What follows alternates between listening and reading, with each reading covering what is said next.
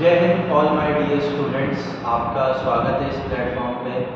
और आपसे रिक्वेस्ट है कि हमारे प्यार को इतना ही सराहिए, इतने ही करंट अफेयर को हमारे आगे बढ़ाइए और ज़्यादा से ज़्यादा लोग मुझसे जुड़ सके, इस फैमिली को हम बड़ा कर सकें, ठीक है। और करंट अफेयर की सीरीज में फिर मैं आपके सामने आ चुका हूँ, NDA defence exam by Rohit sir. ये कंटिन्यूस चलती रहेगी जब तक मेरे अंदर हिम्मत है, ठीक है।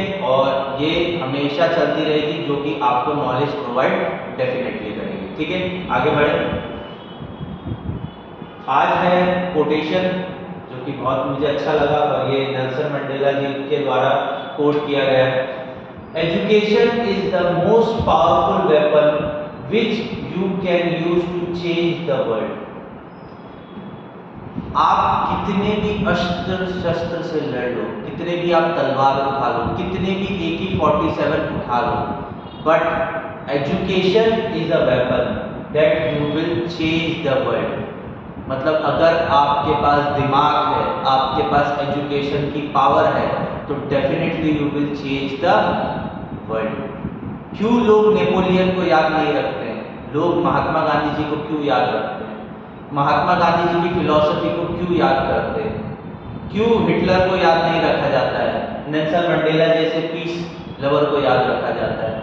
आप समझ पा रहे हो कि कितना भी बड़ा युद्ध क्यों ना हो, आखिर वो पीस एग्रीमेंट पे ही साइन होता है। क्यों? क्योंकि जब दो समझदार व्यक्ति किसी एग्रीमेंट को साइन कर रहे हैं तो वो ये दिखाता है कि education is a weapon that you can change this world. Education एक ऐसा पावर है, एजुकेशन किसी से बंधा हुआ नहीं होता है। Education you will give a right to understand in a good way. आप किस तरीके से सोचोगे ये आपका एजुकेशन बताता है। हमारे समाज को एजुकेशन की जरूरत है, शिक्षा की आवश्यकता है, जो कि बदलाव ला सकता है, हिंसा को खत्म कर सकता है। तो education is a weapon. Okay, चलो आगे बढ़े। ये मेरा डिटेल है, जो भी नए स्टूडेंट मुझसे जुड़ रहे हैं। माय नेम इज रोहित आनवे, एक्सपीरियंस है 6+ ईयर का और ज्योग्राफी, हिस्ट्री, पॉलिटी ये मैं पढ़ाता हूँ। और एक्सपीरियंस है डिफेंस एग्जाम का, यूपीएससी, सीडीएस, सीएपीएफ, एफकेट और आईसीटी। जिस भी कैंडिडेट को मुझसे हिस्ट्री, ज्योग्राफी एंड सिविक्स, जिसे भी कॉल्ड एज पॉलिटी, अगर पढ़ना है 9, 10, 11 एंड 12 के एनसीईआरटी, पीडीईआरटी, एनसीईआरटी, ठीक है। अगर किसी को पढ़ना है उससे तो बेशक ऑफलाइन विजिट करें हमारे ऑफिस में, जो कि किधर है? लोकमान्य तिलक हॉस्पिटल निगड़ी, उसके अपोजिट में है, ठीक है। तो आपको विजिट करना पड़ेगा और प्लीज उससे जुड़िए, ठीक है। ये हमारा फाउंडेशन कोर्स है, लेफ्टिनेंट फाउंडेशन कोर्स कवर कर रहा है ऑल रिलेवेंट करंट अफेयर, जो कि बेसिकली आपको पीडीएफ टेलीग्राम पे मिल जाती है। Doubt solving session, NDA special focus study, personal mentorship, PDF notes and 6 to 7 hour 8 hour daily practices और एनसीईआरटी का खास फोकस दिया जा रहा है। टेलीग्राम पे जुड़ जाइए मुझसे पीडीएफ लेने के लिए, ठीक है। चलो आज आ जाते हैं। सबसे पहला जो टॉपिक है, बहुत इंपॉर्टेंट टॉपिक है, section 153 A of the Indian penal code, IPC और सीआरपीसी, क्रिमिनल प्रोसीजर कोड, ठीक है। दो होते हैं, सीआरपीसी और आईपीसी, ठीक है। तो सेक्शन 153 ए क्या बोलना चाह रहा है? Promoting to enmity between the different group of ground of religion, caste, place of birth, resident, language, etc. doing act prejudicial to maintenance of harmony. Basically इसका क्या काम है? आर्टिकल 153 ए का बेसिकली ये आपको पीस बनाने की बात करता है और आप कोई डिस्क्रिमिनेशन ना करो किसी भी रिलीजन, रेस, प्लेस और बर्थ के तौर पे और एनी लैंग्वेज के थ्रू, ठीक है। आपको यहाँ क्या बोला जा रहा है? Promoting enmity and promoting harmony, मतलब हमारे समाज में हार्मनी बनी रहनी चाहिए। It shall be punished with the imprisonment which can extend 5 years and shall also be liable to fine। अगर आपने किसी की बेइज्जती करी, मान हानि करी, उसने कोर्ट केस कर दिया तो आपको 5 साल तक की सजा भी होगी और क्या होगा, फाइन भी पे करना पड़ेगा। Hate crime refer to criminal acts which are motivated by bias against an individual or social group because certain differences their religion practices and custom। देखिए बहुत अच्छी बात कर रहा हूँ, बहुत अच्छा आर्टिकल है। हमें किसी भी रिलीजन को कंडेम नहीं करना चाहिए। देखिए आपका कोई भी रिलीजन हो, डजंट मैटर, आप किसी भी रिलीजन से बिलोंग करते हैं, ये मैटर नहीं होना चाहिए। आपके मन में आपका बसा हुआ भगवान होना चाहिए। आप क्यों किसी पे थोप रहे हो कि ये अच्छा है, ये बुरा है, ये गलत है, ये सही है। अगर इस तरीके का व्यवहार आपके दिमाग में है और दिल में है तो कृपया करके भूल जाइए, क्योंकि उसके लिए सेक्शन 153A है जो कि आपको कड़ी सजा देने का मादा रखता है। ठीक है, next The IPC under section 153A, 153B, 259A, 298, 505(1) subclause A and 505(2) declare that word spoken written that promote disharmony, hatred, insult on basis of religion, ethnicity, culture, language, religion, caste, community, race, etc. punishable under the law। Section बेटा 133A ही नहीं लगेगा, उसके अलावा इतने सारे section लगा दिए जाएंगे और जीवन भर बाहर नहीं आ पाओगे। ये भी याद रख लेना। अगर इसको डिसहार्मनी करी, समाज के अंदर किसी तरीके का हेट्रेड फैलाया ना, तो इतना खतरनाक सजा लगेगी ना कि बाहर निकलना मुश्किल हो जाएगा। डिसहार्मनी नहीं फैलानी, रिलीजन के खिलाफ। देखिए किसी भी धर्म को हमको कंडेम नहीं करना है, एथनिसिटी, वो कोई भी रिलीजन से बिलोंग कर रहा हो, किसी भी जाति से बिलोंग कर रहा है, आपको वो कंडेम नहीं करना है। कल्चर, वो किसी भी कल्चर से बिलोंग करता है, डजंट मैटर, आप इक्वलिटी शो करोगे। लैंग्वेज, वो कोई भी भाषा बोलता है। रिलीजन, कहीं किसी भी क्षेत्र से वो बिलोंग करता है। कास्ट, वो कोई सी भी कास्ट का क्यों ना हो। कम्युनिटी, वो किसी भी कम्युनिटी का क्यों ना हो। और रेस, ये कोई भी मैटर नहीं करना चाहिए आपके लिए। ठीक है, आपको ये चीजें समझ में है, क्योंकि ये सबसे इंपॉर्टेंट चीज है जो कि हमारे सोसाइटी को ह्यूमैनिटी की तरफ लेके जाना चाहिए। हमारे सोसाइटी को ह्यूमैनिटी की तरफ ले जाना चाहिए, मानवता के लिए। कोई रिलीजन, धर्म, कास्ट आप शॉर्ट वीडियो में देखते रहेंगे, कोई ये है, कोई वो है, कोई ये है। प्लीज यार वो सब इग्नोर करो, ये सब गलत विचार है, समाज को गलत दिशा में लेके जा रही है। आपको हमारे कॉन्स्टिट्यूशन के हिसाब से चलना चाहिए, इक्वलिटी, सबको समान का अधिकार। ठीक है, चलो आगे बढ़े। फिर आ जाता है आर्टिकल 370, ये भी बहुत इंपॉर्टेंट है, ये हटा दिया गया था बट ये न्यूज में है क्योंकि 4 साल हो गए तो पढ़ते। Article 370 of the constitution of India. On October 17, 1949 article 70 was added to Indian constitution. कब ऐड किया गया था याद रख लेना, अक्टूबर 17, 1949 के अंदर। As a temporary provision which extends Jammu Kashmir permitting to draft its own constitution and restricting the Indian Parliament legislative power in the state। Basically 370 जो आर्टिकल है वो जम्मू कश्मीर को पावर करता है कि आप अपना कॉन्स्टिट्यूशन बना सकते हो और आपको लेजिस्लेचर की हेल्प भी मिलेगी, बट उसके बीच में कोई हस्तक्षेप नहीं किया जाएगा। ठीक है, Under Article 370, the Constitution Assembly of Jammu and Kashmir was empowered to recommend which article of the Indian Constitution should apply to the state। मतलब under article 17 Constitution Assembly of Jammu and Kashmir को empower करता है कि recommendation which article of the Constitution should apply in the state। मतलब अगर कोई central level का कानून है वो 370 के तहत जम्मू कश्मीर कॉन्स्टिट्यूशन डिसाइड करेगा कि ये यहाँ चलना चाहिए कि नहीं चलना चाहिए। ठीक है, जम्मू कश्मीर का खुद का फ्लैग भी था। आर्टिकल 35A सब steam from the article 370 and was introduced through a president order in 1954। Article 35 sub clause A provide किया गया था प्रेसिडेंशियल ऑर्डर के द्वारा कब 1954 on the recommendation of Jammu Kashmir constitution assembly. देखिए 35A तो बेसिकली आप मान के चलिए ये फंडामेंटल राइट में आ रहा है। अब जब फंडामेंटल राइट में आ रहा है तो उसको हिलाना थोड़ा सा मुश्किल था। ठीक है, 370 आर्टिकल खत्म नहीं करा गया है, उसके अंदर अमेंडमेंट्स करे गए, ये चीज याद रखना। आ जाइए अब डाटा थोड़ा सा और आगे बढ़ते हैं।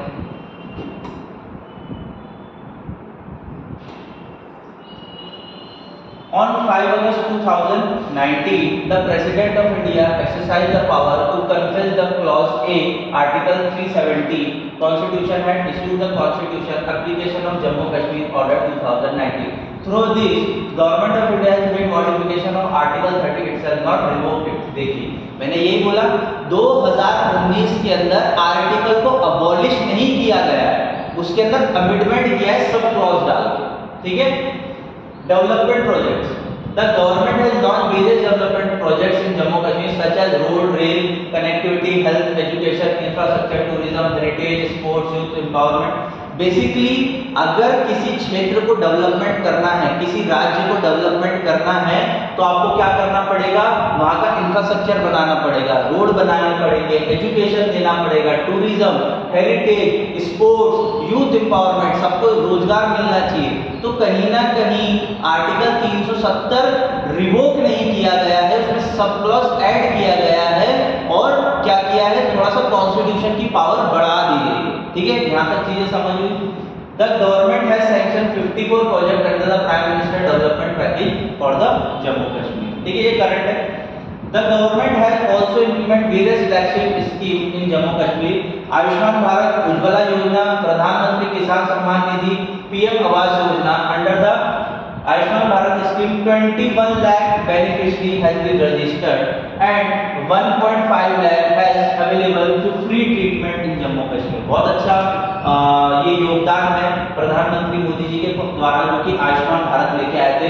21 लाख बेनिफिशरीज है जिसमें 1.5 लाख किस हैं, फ्री ट्रीटमेंट के लिए अवेलेबल, ठीक है।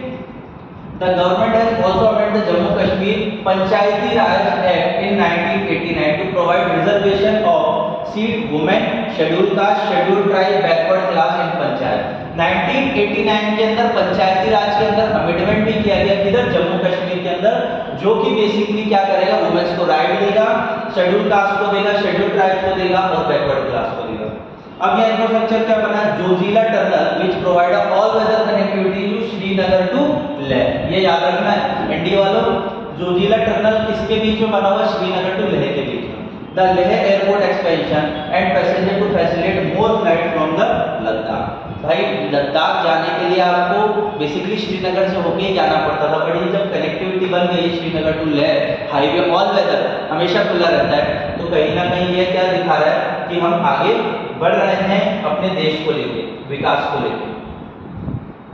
देखिए, reduction in militant activity since 2019, जब से आर्टिकल 370 के अंदर चेंजेस हुए, हमारी फोर्सेस ज्यादा डेवलप हुई है, सीएपीएफ। तो क्या हुआ, देखिए 2 अक्टूबर 2016 से लेकर 4 अक्टूबर 2019 के बीच में terror attack 959, death of civilian 137, death of security person 267, admission of terrorism 459। अब देखिए 2019 से 2022 के बीच में टेरर अटैक कम हुए, सिविलियन डेथ कम हुई है, डेथ ऑफ सिक्योरिटी पर्संस कम हुए, एडमिशन ऑफ टेरर कम हुआ, ठीक है। तो कहीं ना कहीं हम क्या देख रहे हैं, ये बेनिफिट कर रहा है हमारी सोसाइटी को। आर्टिकल 370 सब क्लॉज 1 के अंदर कुछ हमने चेंजेस किए, ठीक है। यहां तक समझ में आया, क्लियर हुआ, चलो आगे बढ़े। अब बात करते हैं मनरेगा स्कीम, बहुत इंपॉर्टेंट स्कीम है, ये हमेशा न्यूज में रहता है। चलो, Mahatma Gandhi national rural empowerment guarantee act, जिसे हम मनरेगा बोलते हैं, have to compassionate 20 to 80% of income loss acute because of the कोविड-19 including lockdown. A study conducted by the Azim Premji university across the state of 4 Bihar, Karnataka, Maharashtra and Madhya Pradesh. किसने कंडक्ट किया सर्वे, अजीम प्रेमजी यूनिवर्सिटी ने, जो कि देखा गया है कि 20 to 80% लोग जो कि कोविड के टाइम पे क्या कर चुके थे, लॉस कर चुके थे जॉब, उनको जॉब कार्ड मिली मनरेगा के अंदर। मनरेगा is the one of the largest work guarantee programme in the world, launch in 2005। याद रखना है 2005 में मनरेगा का उद्घाटन हुआ था by the ministry of rural development, ये भी याद रखना है। कौन सी मिनिस्ट्री के अंदर आता है, सबसे पहला क्वेश्चन, और कब लॉन्च हुआ था, 2005 में। The primary object of the scheme is to guarantee 100 days employment, 100 दिन का रोजगार मिलना चाहिए, और adult member of any rural household willing to public work related unskilled manual work। Basically यहाँ आपको कोई स्किल वर्क नहीं करना, मजदूरी ही करना है। बट वो लोग जो शिक्षित नहीं है, जिनके पास कोई रोजगार नहीं है, गांव क्षेत्र में बैठे हैं, तो कम से कम 100 दिन का रोजगार उनको मिलेगा, जिसके वजह से अपना खर्चा चला सकते हैं। As per 2022-20 there are 15.4 crore active worker under the MNREGA. कितने लोग हैं? 15.4 करोड़। मान सकते 15.4 करोड़ लोग एक्टिव वर्कर है मनरेगा के अंदर 2022-23 की रिपोर्ट बता रही है। ठीक है, चलो आगे बढ़े, समझ में आया? आगे बढ़ते। अब देखो ये सबसे इंपॉर्टेंट है हमारे लिए, हमको क्या करना है? सस्टेनेबल डेवलपमेंट गोल को अचीव करना है। सबसे पहले आते हैं मनरेगा contribute to sustainable development goals SDRS। अब ये गोल्स कभी और देखेंगे, 17 गोल्स है। तो सबसे पहले नो पॉवर्टी, गरीबी हटाना है देश से। गरीबी बहुत बड़ा मुद्दा है देश का। अभी भी 30 करोड़ से ज्यादा लोग गरीब है। डाटा सर्च करो, पता चल जाएगा। गरीबी हटाना है, नो पॉवर्टी, जीरो हंगर। गरीबी है तो भूखमरी है। अब जब भूखमरी है तो क्या है? समाज में क्राइम बढ़ेंगे। गुड हेल्थ एंड वेलबींग देना है, हेल्थ इंफ्रास्ट्रक्चर डेवलप करना है। कोविड में देखा ना हम लोगों ने किस तरीके से रोड पे बेड बिछाने पड़ गए थे। क्यों? Because of good health well नहीं थे हमारे पास, इतने सारे डॉक्टर्स अवेलेबल नहीं थे, इतने सारे बेड्स अवेलेबल नहीं थे। ठीक है, नेक्स्ट क्वालिटी एजुकेशन। हमको एजुकेशन भी प्रोवाइड करनी है, क्योंकि एजुकेशन ही मात्र एक ऐसा रास्ता है जहां आप नो पॉवर्टी हटा सकते हो। उसके बाद जेंडर इक्वलिटी, समान का अधिकार, equality, equal work for equal pay आपको देना ही पड़ेगा, करना ही पड़ेगा। Government DPSP directive principle state policy. उसके बाद decent work and economic growth. हमको क्या करना है? इकोनॉमिक ग्रोथ को डेवलप करना है। ठीक है, इकोनॉमिक डेवलप को करना है। रिड्यूस इनइक्वालिटी, हमको क्या करना है? अनइक्वालिटी, कास्ट, रिलीजन, ये सब खत्म करना है। अनइक्वालिटी हटाना है, कोई ऊपर नहीं कोई नीचे नहीं, जो जैसा काम करेगा वो वैसा पाएगा। इक्वालिटी चाहिए हमें। उसके बाद इंडस्ट्री इनोवेशन एंड इंफ्रास्ट्रक्चर, हमको इंफ्रास्ट्रक्चर बनाना है, इंडस्ट्री के अंदर इनोवेशन करना है, आर्टिफिशियल इंटेलिजेंस लाना है, IT सेक्टर को बूस्ट करना है। तो कहीं ना कहीं ये क्या है? Contribution towards the sustainable development and the goals, जिसे हम क्या बोलते हैं? SDGs। ठीक है, यहां तक चीजें समझ में आई, क्लियर हुआ? आगे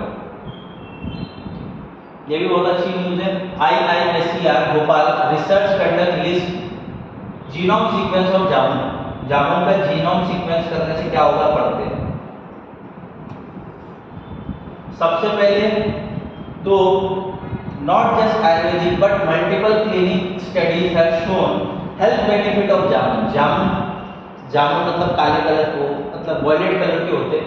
as an excellent source of the antitoxin iron, मतलब एंटीटॉक्सिन और आयरन का सबसे बड़ा स्रोत है। मतलब आपके बॉडी में आयरन की कमी है या एंटीटॉक्सिन नहीं हो रहा तो आप जामुन कंज्यूम कर सकते हैं। एंड विटामिन सी, इसमें विटामिन सी मिल जाएगा। Now researcher at the Indian institute of science education research, जो कि भोपाल के अंदर है, have complete the first ever genome sequence of jamun tree, जिसका नाम क्या है साइंटिफिकली?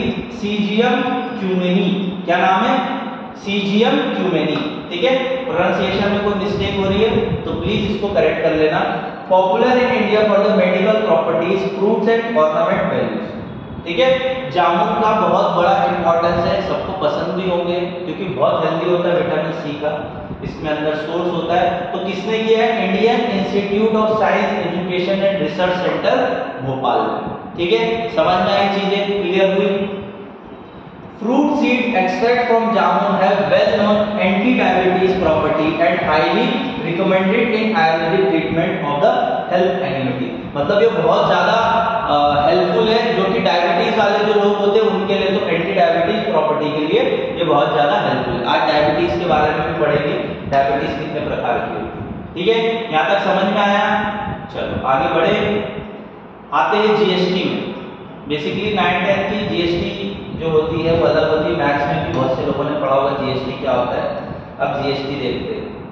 ठीक है, चलो GST मतलब गुड्स एंड सर्विस टैक्स, इसे क्या बोलते हैं? Value added tax. Levied most goods and service sold from domestic consumer consumption, the GST paid by consumer but it is remitted by government and selling the goods and services. Basically समझो GST जिसे goods and services बोलते हैं, ये पे तो हम करते हैं, आप अगर 10 रुपए की चीज भी लेने जाओगे तो आपको GST पे करना पड़ेगा, बट ये डायरेक्टली गवर्नमेंट हमसे नहीं लेता है, ये किससे लेता है, जो सेल कर रहा है उससे।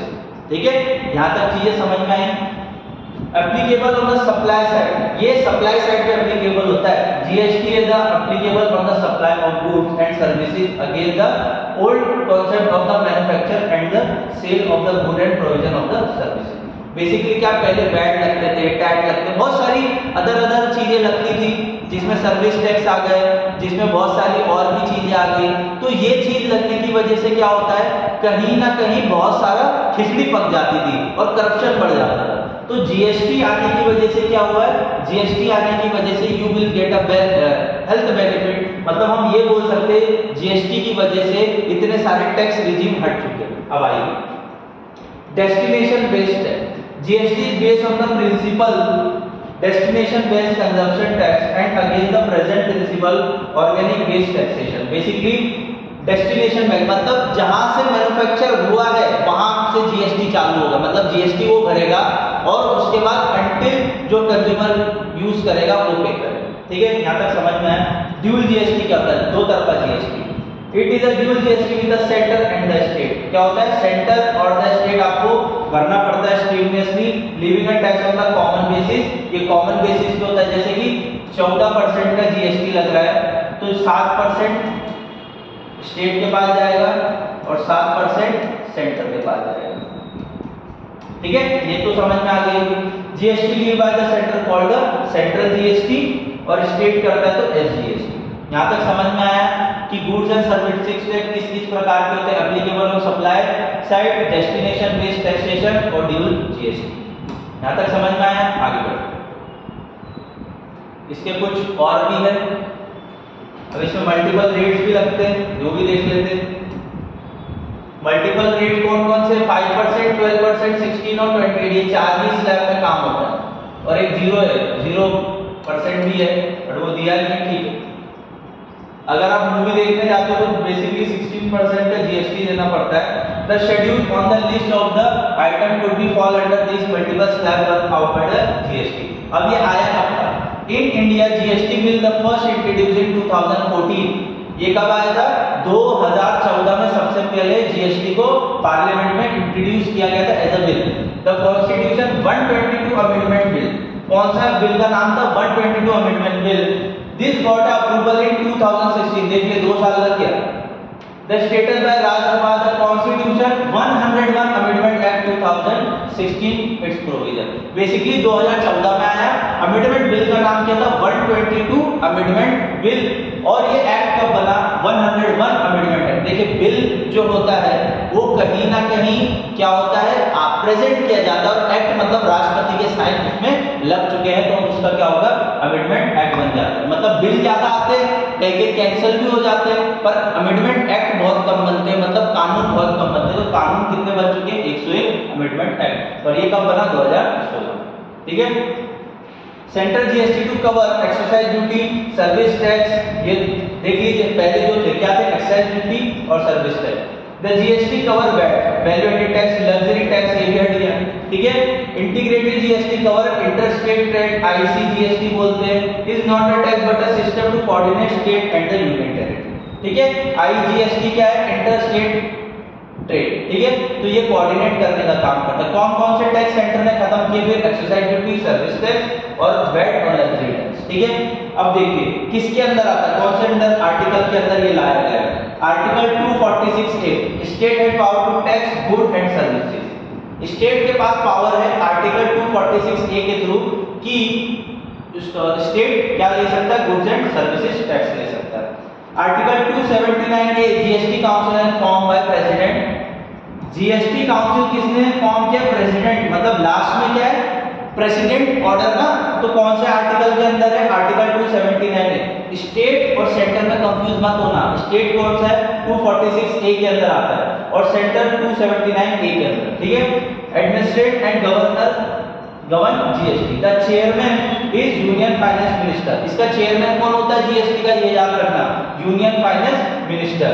Nominated by the state government as well the member. ठीक है, सबसे पहले स्टेट कौन सा है, 246A article 279A GST council form किया गया, प्रेसिडेंट है, इसका मेंबर कौन होता है, union finance minister of India. ठीक है, उसके साथ और भी मेंबर होते हैं। ठीक है, the council is derived such a way that center will have 1/3 voting power and state has a 2/3 voting power। मतलब स्टेट के पास ज्यादा पावर दी गई है एज कंपेयर टू सेंटर। ठीक है, the decision taken by 3/4 of the majority। मतलब कोई भी डिसीजन इसके अंदर लेना है, जैसे कि पेट्रोल उसको जीएसटी के अंदर लाना है कि नहीं लाना है, ठीक है ना, या कुछ और लिकर उसको जीएसटी के अंदर लाना है या नहीं लाना है, तो ये डिसाइड कौन करेगा, हमारा जीएसटी काउंसिल। ठीक है, तो जीएसटी काउंसिल में स्टेट की ज्यादा प्रिविलेज है। यहां तक चीजें समझ में आ गई होगी, I hope so.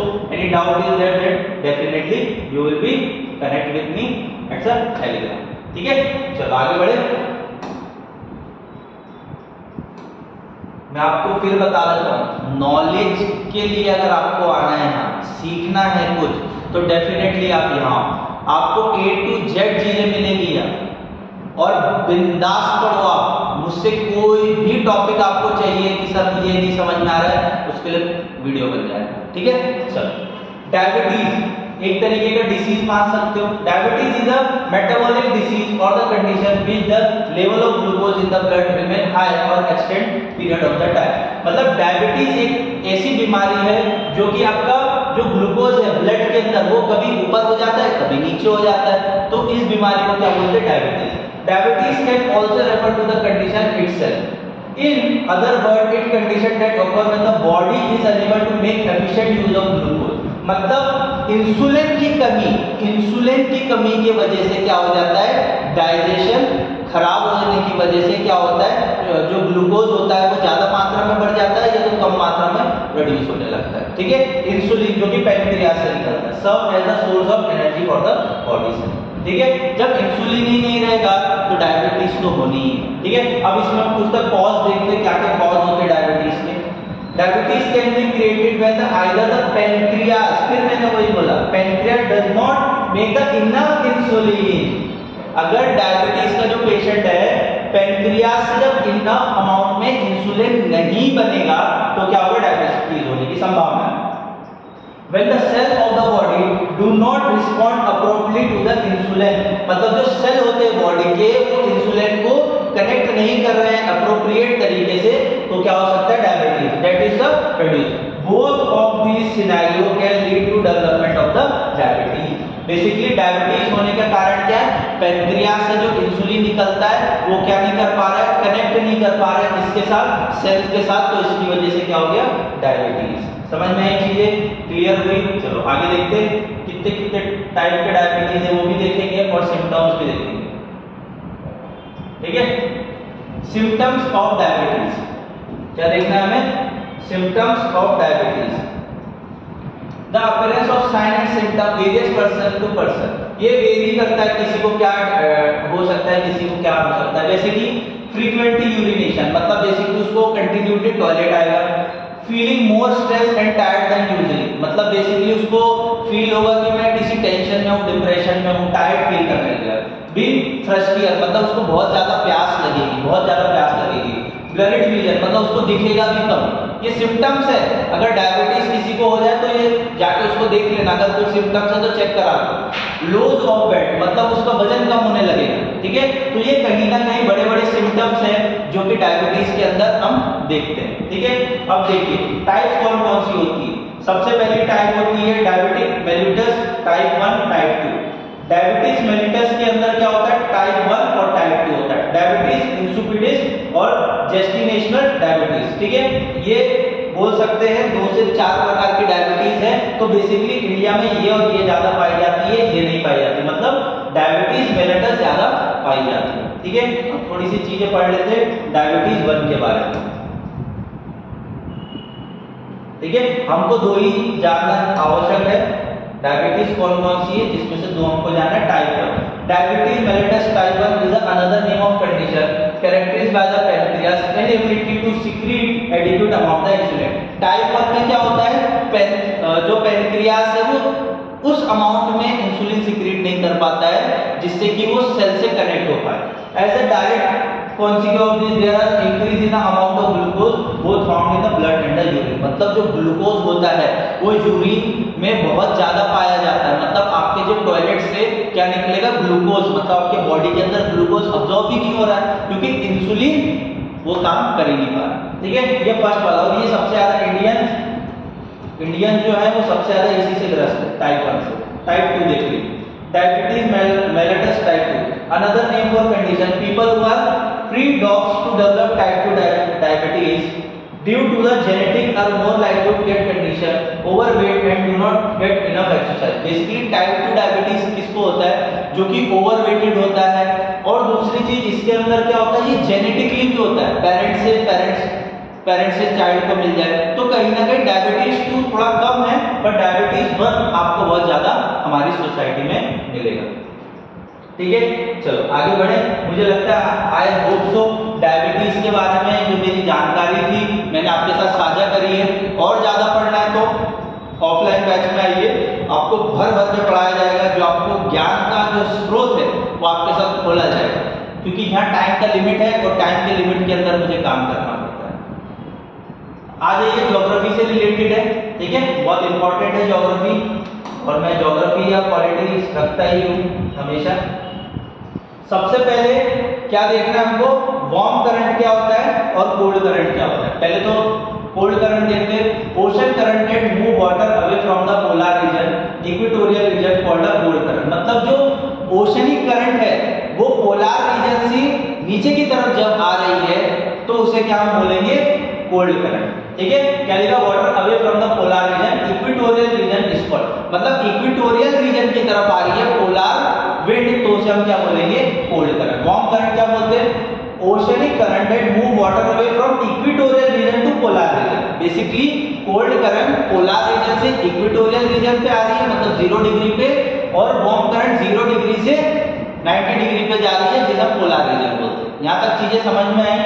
Formation normally cold ocean current is form in the polar region, ठंडे प्रदेश में मिलेगी। और ये कहाँ मिलेगी, इक्वेटोरियल रीजन में। अब मैं आपको एक एक करके बता देता हूँ, ध्यान से सुनना है और समझ जाओगे आप कि कोल्ड करंट कहाँ है, वार्म करंट कहाँ है।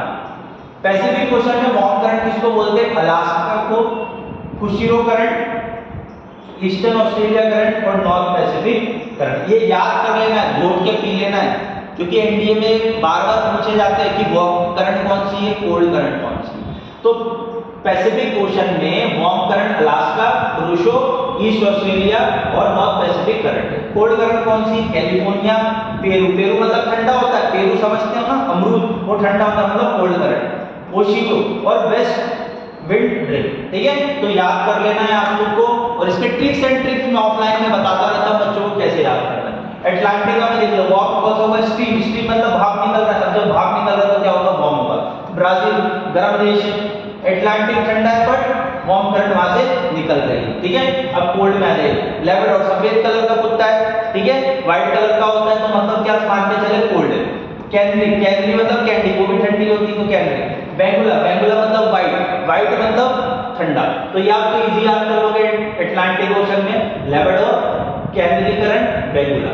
अब आ जाते हैं इंडियन ओशन में, सोमालिया करंट, अगुलास करंट, और कोल्ड करंट में वेस्ट ऑस्ट्रेलिया करंट। ठीक है, और भी करंट्स है, बस मुझे ये बताना था कि इतनी तो याद कर लो मिनिमम। अगर यहाँ से क्वेश्चन आए तो you will get a eliminate a answer. ठीक है, यहाँ तक समझ में आया होगा, आई होप सो।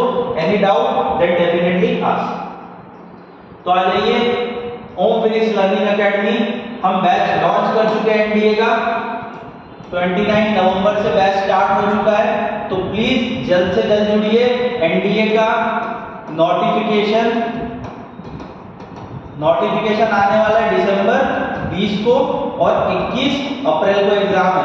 तो please well prepared, hard prepared, Lokmanya Tilak hospital Nigdi, उसके अपोजिट साइड में हमारी एकेडमी है, तो प्लीज ज्वाइन हो जाइए। और क्या करना है आपको, कॉन्टैक्ट नंबर पे कॉल करके बस एक बार बोल देना रोहित सर से मिलना है। ठीक है, मीटअप करा दिया जाएगा। और अगर आपको ये वीडियो अच्छा लगा तो thank you for this watching, and at the last आपको लाइक और शेयर करना है, जिससे कि मुझे मोटिवेशन मिले। Thank you to all.